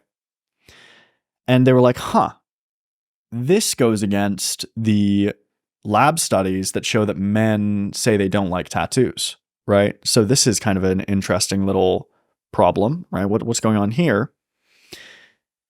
And then they asked men on the same beach. It's like, what do you think of that girl, right? And they didn't find that the tattoos made them hotter, but the men did say, I think that woman would be more likely to say yes to a date with me, right? So the anticipation was basically like, these women are more open to sociosexually. Yeah, I mean, it might have been a sociosexual signal. They didn't measure that, but the idea, bet it would be. Yeah, but it could be that. It could be that, and it could also openness on its own, openness to new experiences. Like no, it wasn't openness like psychological trait openness. It was literally like, I think that this person would be more willing. It was just the basic question of like, if someone walks up into her on the street, is she more likely to say fuck off or say yes? And they thought yes. Right, but the outcome that they're looking for is a sociosexual one. Potentially. Right? Well, unless they're saying, hey, why don't we go for a coffee? I'd love to learn about your tattoos. Yeah. Well, here's the thing is that it's not all, I mean, it's interesting. It's not, they could easily be approaching to ask for a date. It's just they don't want to get rejected. But it highlights two things. One is that not all beauty signaling is about signaling attractiveness, right? So sometimes you don't want to look more beautiful. You want to signal underlying personality traits. Like it's like if you want to look, I don't know, if you like it might make sense if you're a woman who's interested in short-term mating, maybe it would make sense to deck your body out in cool tattoos to be like, hey, I'm I'm more socially liberal, probably I'm more interested in risk taking, more adventurous, etc. Yeah. So I think that sociosexuality is totally fair estimate, but the basic idea is like, it's not that tattoos make women more attractive. If anything, they make them less attractive, but it is a signal of like, as we say, like openness to going on a date with a guy that they've just met or whatever. Have you seen the studies on women wearing choker necklaces? Is this the same result? Pretty similar. Okay, cool. Yeah. Interesting. Both men and women rate that woman as probably having had more partners previously. Yeah. Well, with tattoos, we have it's interesting that you said sociosexuality because it's probably bang on now that I think of it, because there is some research indicating that people with tattoos have higher sociosexuality. I mean, there's going to be outliers, of course, and there's going to be people who don't fit that pattern, but yeah, maybe, having tattoos is like, yeah, not only do I have tattoos, I probably have casual sex, and people learn that through, cultural reinforcement and life experiences. And then when they're on the beach, they're like, oh, maybe this person would be more approachable. What is there to know about stated and revealed preferences when it comes to attraction? Oh, that's an incredibly deep question. Well, you've been very interested in beauty today, and I think one place to start would be that people, if you ask them what matters most in a mate, I mean, the jury's still out, but if you ask people what matters most in a mate, they're generally not going to say looks. Right. They're going to say, I want someone who's honest, who's loyal, who's kind. These are the BUS studies and other replication since. Right. But then if you do an experiment, like a speed dating experiment, it's the hot person wins. Right. If you do a vignette study where it's like photos and biographies, the hot people win generally, at least past a certain threshold. And so there's this kind of tension there where it's like, okay. So we've got all this data showing that people say that they care more about personality traits than looks. And then we've got all this data looking at what people do, and they seem to care more about looks than personality. One exception to this, which is interesting, is that interpartner correlations of attractiveness, right? Those tend to disappear, at least in one study, after 9 months of knowing someone before the date.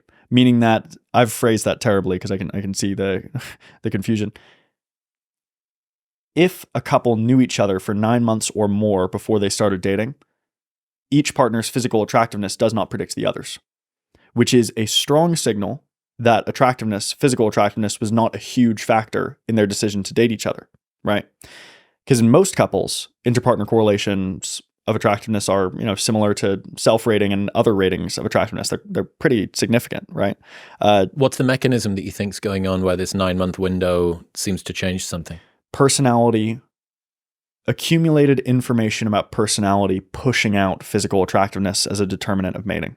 But when you I had to guess. But when you don't have enough time, you've met somebody a couple of times or whatever it is, you use much more easily accessible cues, which physical indicators of mate value. Yeah. So, and this isn't a particularly controversial way to think about beauty. This Stephen and Ludo review article on this, they titled it "Physical Indicators of Partner Quality," right? And that's they weren't using that only for beauty, but that's one way of saying beauty, right?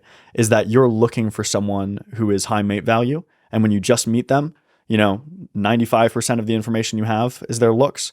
And after 9 months, 5% of the information you have, let's say, made up numbers, but let's say, is their looks. And so it doesn't factor into your decision as much. And so if if you meet someone at a bar, right? If you meet someone at a pub and the first interaction you have is securing a date, well, then you probably both met each other's looks thresholds, right? That's kind of the only thing that makes sense, right? But if you met someone as a coworker and you were working together for a few years, and then after, a blossoming friendship became something else, you're like, you know what, let's actually get drinks this week, right? How much did looks factor into that decision, right? It's hard to say. And in this study, apparently not at all. Interesting. All right. So at least not measurably. Let's just say that. Keep digging deeper into the stated and revealed preferences thing, because I think a lot of the time it's kind of like the God of the gaps for people that want to make arguments for and against a lot of the theories. It's like, oh yeah, I mean, people will say anything in surveys, and my lived experience is better. Says something else. Yeah, and there is, as someone who thinks about things from a behavioral ecology lens, even though, the two studies I've done are both, they're both very ev-psyche, frankly, but I do think about issues pretty behavioral ecologically. And the first word of that is behavior, right? Watching what people actually do, right? Evolutionary psychologists really like looking at stated preferences, right? The favorite tool of an evolutionary psychologist is a questionnaire, right? That's often been said. And then other scientists like economists and behavioral ecologists like looking at what people do. So there's stated preferences, what people say, and then there's revealed preferences, what people do. But my personal opinion is that you need to look at both, right? There's an old joke about economists. I'm going to butcher it because I'm not a funny person, but you go to an economist's funeral, right? And nobody's mourning because his revealed preference was to die, right? It's like what people do is constrained by the vicissitudes of life, right? The chance happenings and limitations of one's own position. And so when we see that, so sometimes it's like, okay, well, I don't see a reasonable way where your decision was constrained. And so the fact that you chose to go on a date with the hottest guy at the speed dating event instead of the funniest guy tells me that you probably do care about hotness more. What's the use of stated preferences then? So here's a really good measure example. them against the divergence from revealed. Yeah. So let's talk. That's a great question. I'll give you a couple examples where I think stated preferences become a factor. Men say they want larger age gaps than they get, right? And it makes sense where the constraint's coming from because women are the selectors typically. They select more at least. And they say that they want smaller age gaps. And then the smaller age gap happens. So it's like that looks to me like dueling preferences butted heads. And the woman's preference won out and she went with the man compromise. Yeah, exactly. Yeah. The man might want a woman 7 years younger, but he ends up with a woman 3 years younger. And then you ask the woman and it's like, well, my stated preference is 3 years older. And that's what I got. Yeah. And it's like, okay, that seems to be a case of dueling preferences. That makes perfect sense. Another one would be, and this is really interesting, is that we see in these stated preference studies that men don't care that much about ambition, about resources. She can have whatever career she wants. I don't really care about her education. Then you look at what men actually do, and it's like most educated men are with educated women, right? Most rich men are with women from the same socioeconomic background, even if that woman individually isn't making as much money, right? The same stratosphere class-wise. This just to interject, I saw Alexander's video maybe a year and a bit ago, and he was talking about, do men trade wealth for looks? Do wealthy guys get with good-looking women? And it actually seems that most partners pair off. Yeah, good-looking people get with good-looking people, rich people get with rich people, and there are these, status for resources trades or resources for looks trades, and these trades do seem to happen more men to women, right? But overall, it's like if you just look around even, it's like, oh yeah, people who have college degrees tend to date people who have college degrees. People who are super hot tend to date people who are super hot. Now, that's a stated versus revealed preferences problem because you asked the guys, do you care? And they said, not really. And then you looked at what they did and they ended up seeming to care, right? And so now we've got a case where we kind of have to look at the whole picture. And I'm not saying that it's a closed question. Like the age gaps one seems pretty straightforward to me. This would be an example of it being a little more complicated, right? So the age gaps one seems straightforward and the stated preferences are probably accurate direction. just because of the totality of the evidence. And then the looks question, it seems to be the revealed preferences probably are more indicative. Looks probably do matter quite a bit, at least when you're getting to know somebody.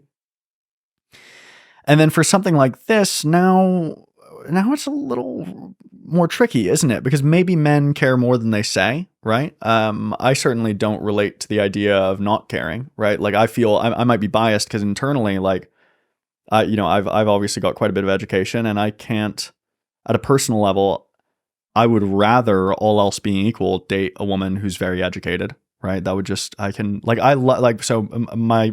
my girlfriend's a scientist, right? And so it's fantastic for me that when I'm having trouble, sorting something out, I can talk to her about it, and she gives me, coherent, helpful advice. Well, right?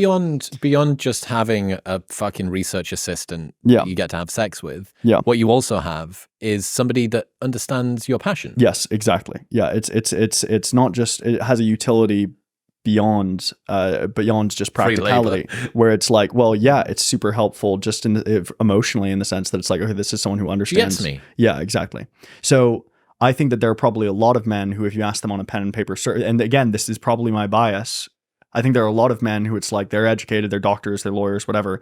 And you say, do you care about a woman's education? And they say, no, I'll date anybody. And then in practice, they're on the date with a woman who doesn't have the same education with them, and they're bored, right? Because they're just not interested in the same thing. That's a specific subsection of men, though. Yeah, it is. It's a very specific subsection of men. So the other possibility, though, and I'm going to give this is totally possible, and maybe even more likely, is that men actually don't care that much about money and status and women and education. They actually don't. They're telling the truth when they say they don't give a shit. And it's not that they don't say that they don't give a shit. They say that it matters. It's just not top. It's just not, doesn't matter to them as much as it matters to women in these questionnaire studies. And then in the behavioral studies, there doesn't seem to be as much of a sex difference, at least according to some scholars. It's also possible that it's just exposure and opportunity. It's like, if you're a male lawyer, right, you spent the last 8 years of your, prime, you getting educated around educated women. So it's like, who did you happen to date? Who did you happen to marry? Educated women, because those were the women that you happened to meet based on who was in your local environment. So I'm open to both possibilities. I think that if you really want to understand human mating, you don't want to say something as blunt as watch what they do, not what they say, right? Even though for the most part, I am more interested in what people do than what they say. I think that if you really want to understand human mating behavior, you want to take a step back, relax, and say, okay, what do people want? What do they end up doing? And what's the most coherent explanation I can build based on the combination of those? Have you had a look at Gregory Clark's work? No. He is a demographer, I suppose. He has done a behavioral genetics background. He wrote a book called For Whom the Bell Curve Tolls, which is a fucking phenomenal title. Interesting. He has tracked... Although putting the phrase bell curve in a title should be, that's a risky move. He likes to sort of glance off the bottom of certain things. I really appreciated the fact that, again, same as a Plowman, actually a little bit more kind of like based... Have you had Plowman on? Of course. What a smart guy. Phenomenal guy. And is a really sweet guy as well. Fucking super sweet, counter signal. I mean, dude, if you're going to do behavioral genetics and be really accepted even slightly by the mainstream, you need to do the counter signaling thing, right? You need to be overly, not pliable, but like kind of placid and so like gently, softly. Well, I'm not saying that this predetermines, but it does predispose, and I'm not saying like it's caveat. Paige Harden, right? You know Paige? Wrote The Genetic Lottery. Okay. She's the only well-known public-facing behavioral geneticist that's ardently from the left, as far as I'm aware. Is Plowman not? I think he doesn't bring his politics into it too much, but she's like outwardly like, and these are my politics. So fascinating. Gregory Clark, less so. Gregory, I'll send you the episode, tracked the social status of people via a very complex system of surnames in the UK for like 700 years. And he found that people's social status is genetically determined, that over time you may assortatively or unassortatively mate yourself out of your social class, either down or up, but give people enough time and their family phenotype is more important. Yeah. That's what they go back to, this sort of regression to your phenotypical mean. Does that make sense? I mean, it's fascinating. I will say, though, that, again, I'm going to have to kind of plant the I haven't spent a year on it flag, in the sense that it's like... I'll send you a podcast. Here's the thing is that I've read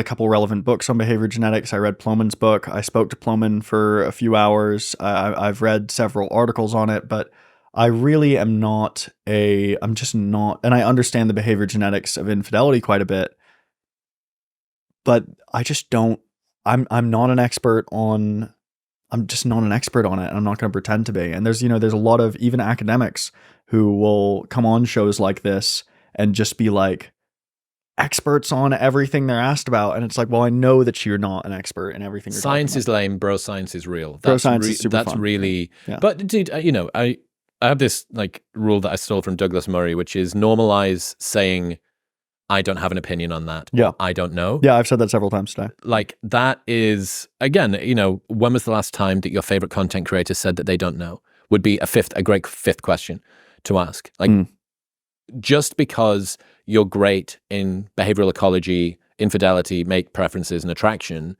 doesn't mean that I should believe what you say about geopolitical strategies to fix the problem of the Middle East. Yeah, it's so based, so true. And I will, one thing that I'm happy to be proud of is that on every single podcast I've ever done, I've said, I don't know more than once. There's never been a time where I've gone on a podcast and just gone through, yes, I know this, I know that. It's always, at a point where I'm like, I haven't studied that. So there is, and I've said that a few times this time. There is a degree, and, I think I'd probably say that I've had maybe second only to Ricardo Lopez. I've had more evolutionary psychologists on this podcast than pretty much anybody else. And what I do like are when that caveat comes in and the boundaries of whatever somebody's talking about, but then they go, but let's have a bit of fun. Yeah. Let's have a bit of fun. Yeah. Let's postulate about the mechanism, you could say.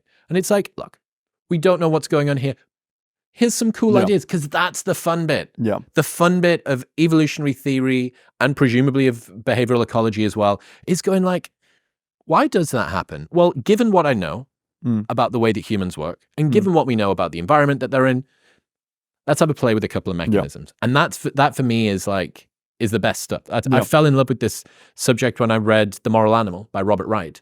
That book's from 1993, dude. And you can read it today. And there's some stuff in there with that's just, it's silly. It holds so much fucking water still now. Phenomenal read. It's one of my top 5 books of all time. Yeah. Steve Stewart Williams, Apo Understood the Universe, also in there.